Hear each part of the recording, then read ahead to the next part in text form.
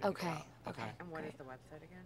Itgetsbetterproject.com. Itgetsbetterproject.com. Uh-huh. Okay. So basically it's like going out saying, it gets better, blah, blah, blah. Okay. Anytime you're ready. Okay. So we spoke to Mary Helen Bowers a couple days ago, and she, sings your praises. Oh. But she told us about all the training that you endured, and now you've talked to us, ad nauseum today. But tell us, what you went through. What was the regimen that she put you through? Mary Helen Bowers started training me a year before the film started. It wasn't even there wasn't even a script yet. I knew that Darren had the idea, and I just started taking class with her. And so she started in a really, really basic way, just with very basic ballet training. We did a couple hours a day, and then 6 months out, when this movie was really happening, we started adding in hardcore training. Like, we were swimming a mile a day, we were toning so that my body could look like a dancer's, as well as having the actual dance training.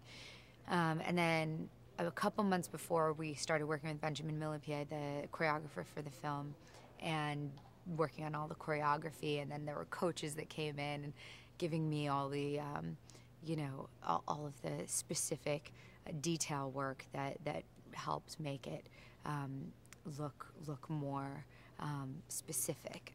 So it was a year of real training. How challenging was the role for you? Once you started filming, a lot of it, even you've mentioned it's from here up. So talk about that.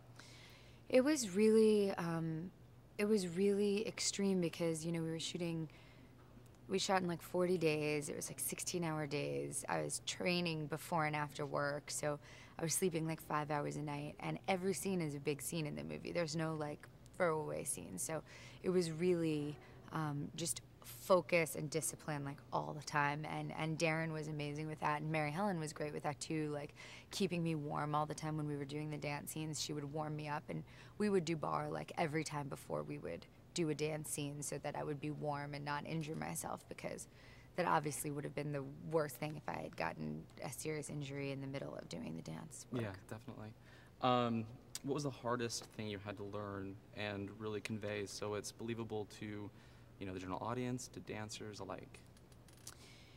I think that, we wanted to get a level of the dance world that was convincing, so that you didn't even think about it and you could just get lost in the sort of psychological drama of what she's going through, where you're not nitpicking of with the dance stuff of oh, that's real, that's not, So it really had to be,